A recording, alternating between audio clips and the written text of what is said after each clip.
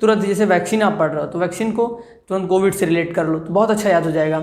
जैसे आप जो भी हमारा गार्बेज है, गार्बेज में कौन सा बायोडिग्रेडेबल, ध्यान रखिएगा, बायोडिग्रेडेबल नॉन बायोडिग्रेडेबल दोनों होते हैं। प्लास्टिक को डिकम्पोज नहीं कर पाते बैक्टीरिया, बैक्टीरिया कर पाता है किसको डिकम्पोज?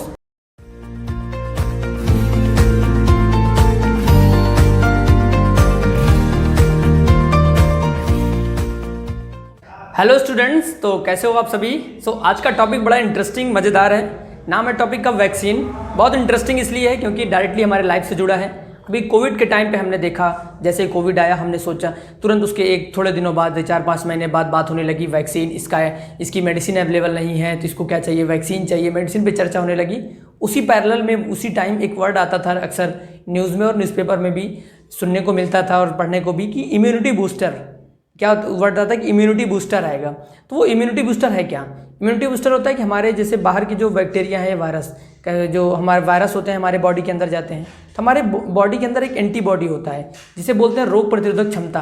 कोई बाहर का वायरस गया बॉडी में, समझिए बाहर का वायरस गया तो हमारा बॉडी के अंदर जो एंटीवायरस है, एंटीबॉडीज़ जो हैं, तो वो क्या होगा, वो एक्टिव हो जाएगा। जैसे बाहर की लड़ाई देखते हैं ना हम लोग आपस में, व्यक्तियों की लड़ाई, तो वैसे ठीक उसी तरीके से अंदर जो हमारा एंटीबॉडीज़ होता है वो एक्टिव हो जाता है, वो लड़ने के लिए तैयार हो जाता है। तो वायरस जो वैक्सीन होता है वो ठीक इसी तरीके से फंक्शन करता है वायरस से लड़ने के लिए। कभी कभी कुछ ऐसा होता है कि कुछ ऐसे वायरस हो जाते हैं, कोई ऐसी बीमारी हो जाती है कि हमारे बॉडी के अंदर जो एंटीबॉडी होता है वो लड़ नहीं पाता, तभी हमें जो फीवर होता है तो हम जाते हैं पैरासीटामोल लेते हैं। तो वो क्या होता है, वो एक तरीके से हमारे जो इम्यूनिटी सिस्टम होता है उसको मजबूत करता है, हमारी जो एंटीबॉडीज़ अंदर होती हैं उसको स्ट्रांग करता है और जो अंदर बैक्टीरिया वायरस होता है उससे लड़ने में हेल्प करता है। ठीक इस तरीके से वैक्सीन होती है, इम्यूनिटी बढ़ाती है, एंटीबॉडी जनरेट करती है और जो बाहर का हमारा वायरस या बैक्टीरिया होता है उससे लड़ता है और व्यक्ति को क्या बनाता है, हेल्दी बनाता है। तो ये रहा वैक्सीन कैसे फंक्शन करता है। और जैसे इससे रिलेट करोगे ना आप डेली लाइफ से, अपने आप से इंटरेक्ट करोगे, आसपास देखोगे तो बड़ा मजा आएगा और समझ भी लोगे, अरे वाह यार ये तो हम तो देखते रहते हैं, अक्सर हॉस्पिटल में लिखा रहता है। अब तो क्या है, 1 से 8 साल तक के बच्चों को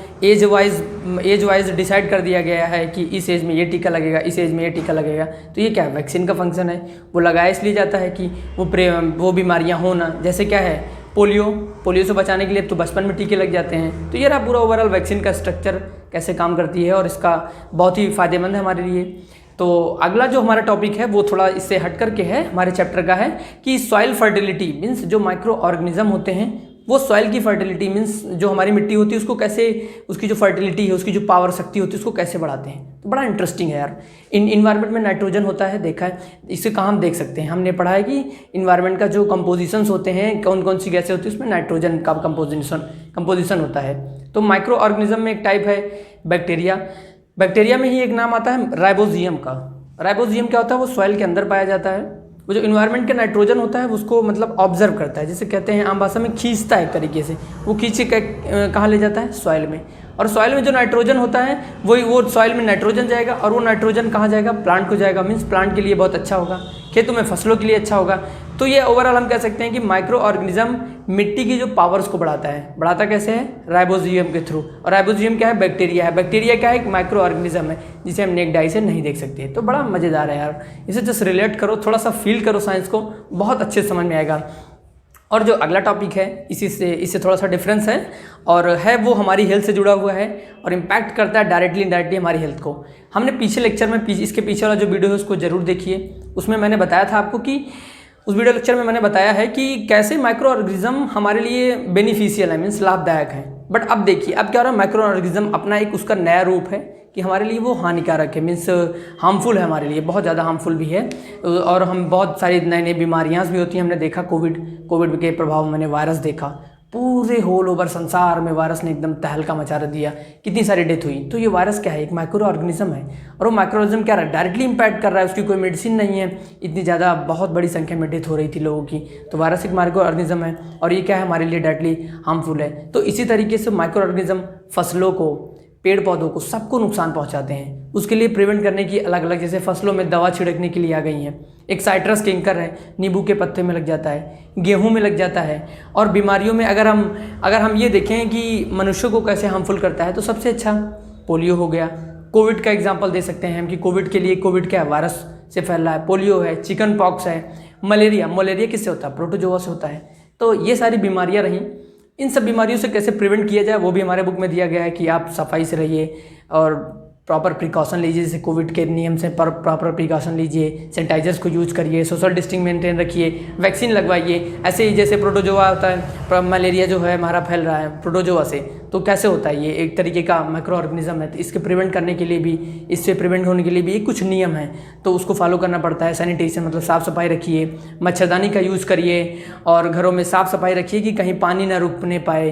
तो वो सारी चीज़ें हैं कि आप मलेरिया से बच सकते हो। तो ये सारी चीज़ें इंक्लूड हैं कि जितने भी बैक्टीरिया वायरस होते हैं, लाभदायक तो हमने पढ़ लिया था, हार्मफुल में भी, जैसे हार्मफुल में भी उसके नियम होते हैं। एक बड़ा अच्छा एग्जांपल है, लाइफ से जुड़ा हुआ है, डेली लाइफ से, कि वो है जैसे आप घर में होता है, खाना रख देते हैं, एक खाना हमने रख दिया, जैसे गर्मी बहुत पड़ रही है, 1-2 घंटे बाद क्या होता है, इवन 3 घंटे बाद वो क्या हो जाता है, वो 3 घंटे बाद वो खाना हमारा ख़राब होने लगता है, बहुत जल्दी उसमें स्मेल आने लगती है। किस वजह से? बैक्टीरिया की वजह से।